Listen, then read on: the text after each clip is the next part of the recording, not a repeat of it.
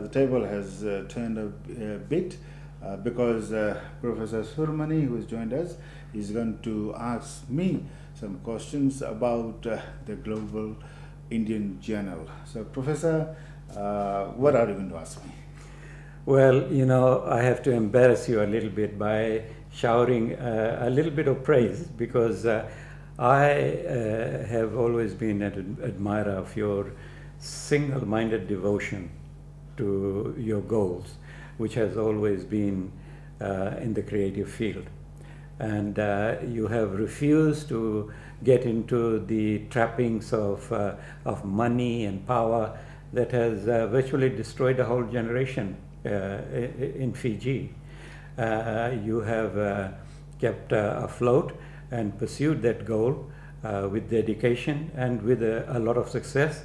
In the process, not becoming very rich, but always, you know, doing things with the shoestring budget and so on. So let me congratulate you for that success. Thank you. And I do admire you a lot.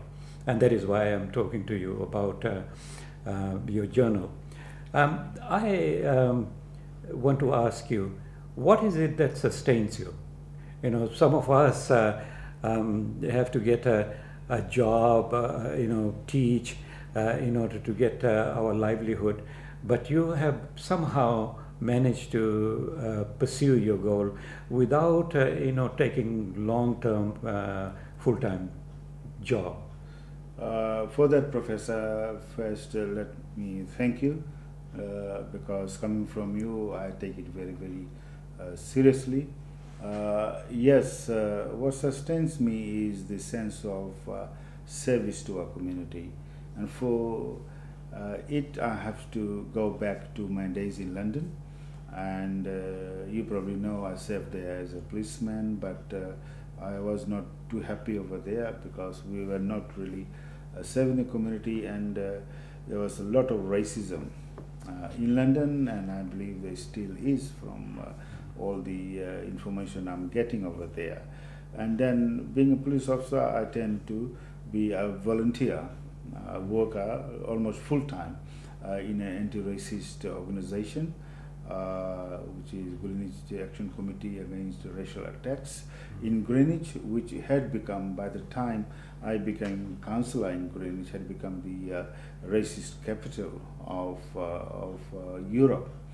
And unfortunately, during a short period of about 2 years, I was involved in burial ceremonies of 5 young boys who were killed in Greenwich because of racial attacks. And then I became a anti-racist professional across the river in Newham. And during that period, the whole period of about 6-7 years, we provided services to thousands and thousands of people who suffered racial attacks, racial victims of racism and all those. So there was a very strong sense of service to the community developed within me. And one thing I realized that and that is why I wrote one of the novel Silent Cries, is there was very strong Eurocentric racial ideology, and which was developed over about 300 years. And a lot of European writers and filmmakers and television makers were propagating those stereotypes, and we didn't have any media to tackle that. And at that time I decided that, you know, I will you know, have media or develop media in order to tackle those Eurocentric racial ideology. So 20 years on or so, I'm doing that now. No, it is a very special thing that you can combine work with service, and I think you have done that very successfully. And for me, that sense of service comes out in everything that you try to do, whether you're making films or you're editing newspaper or doing television work. And now you're interested in all those media. including writing.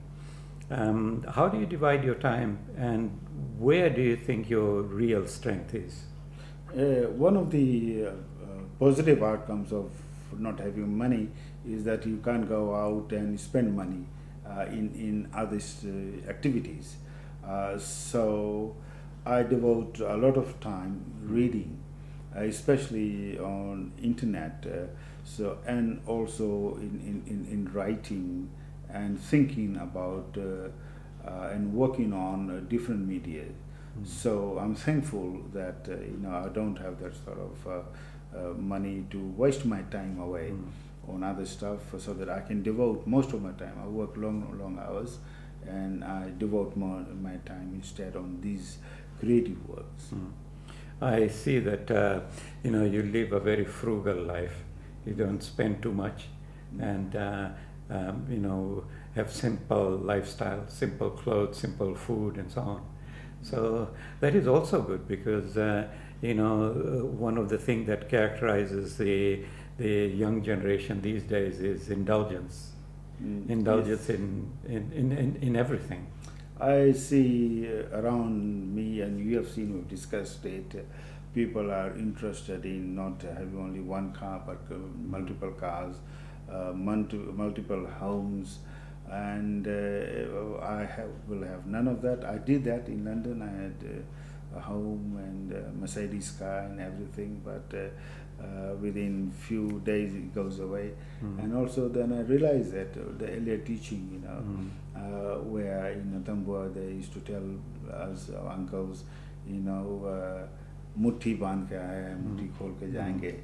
So all those things, you came here without nothing, we're not going to take anything away. So for me, having a house, a roof over the head, a simple bed, to sleep on, and space to live on is quite sufficient. Now, also an admirable aspect of your development has been your attitude to education. And you have, as far as I know, particularly with your PhD, it's self-supporting education. You have educated yourself and got a PhD, and you can see that now that comes in handy, particularly when you're doing a journal which is analytical, and we'll talk about that later.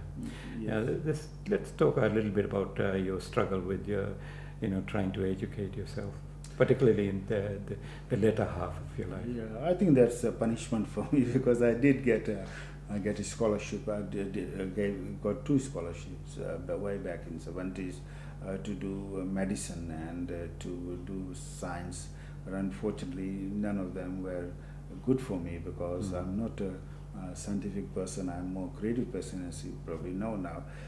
So I did my first degree in London, and then I started off my second degree in London, and completed that here in Sydney, and applied for a scholarship for my PhD, but I had only a partial scholarship. That means I didn't have any money to live on. So I completed my PhD whilst working here and there and maintaining myself over 4 years, and so it was a huge struggle, especially when I had to make a film as part of my professional PhD, which was shot in India, in London, and over a month in Fiji. And but I did it, and I'm glad that I'm one of the few people who has made a film for which I've got a PhD.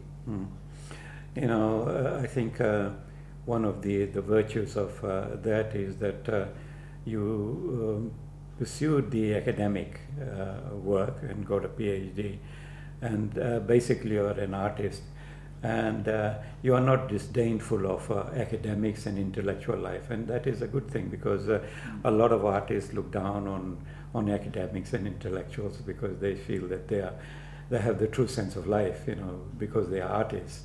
So you kind of straddle both the fields, and very well.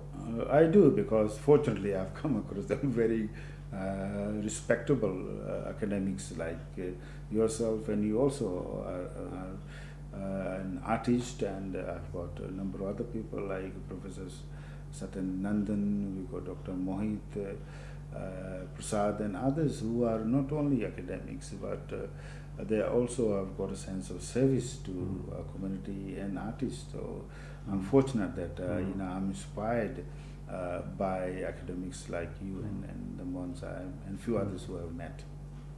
Now you have worked, on television and filmmaking, newspapers. Where is your forte? My forte is, I think I have so far within a very small budget, I have made a number of good feature films. I've made a number of good documentary films and short films. So my forte, my ability and my passion is for film production.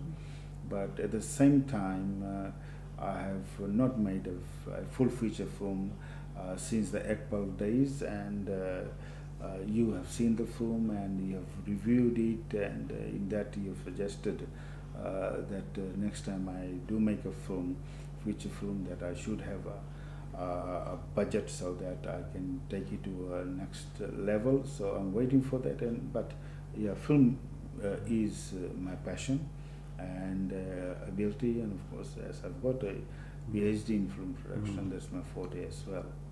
Now you work in media, which requires a teamwork, which requires a collective effort. And sometimes I get the sense that you don't always get that kind of support. How do you manage to make films when you have a very indifferent community here, which is not really passionate about the arts? They see a lot of films, but they're not interested in their own people making films. Yes, I live in Liverpool, and I'm surrounded by our own people here. Several thousands of them are here, but hardly anybody now support the industry which I'm part of. There are people who are engaged in their own independent productions, and nobody's flourishing.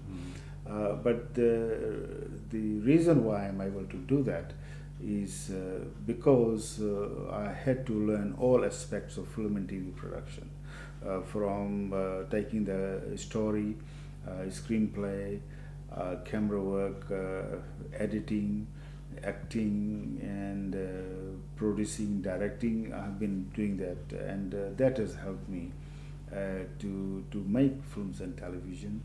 And also there are still a small group of committed people who are there to support me. Yeah, but of course I need more people joining so that we can end up making films of bigger in nature. Now let's turn to this journal which we wanted to talk about.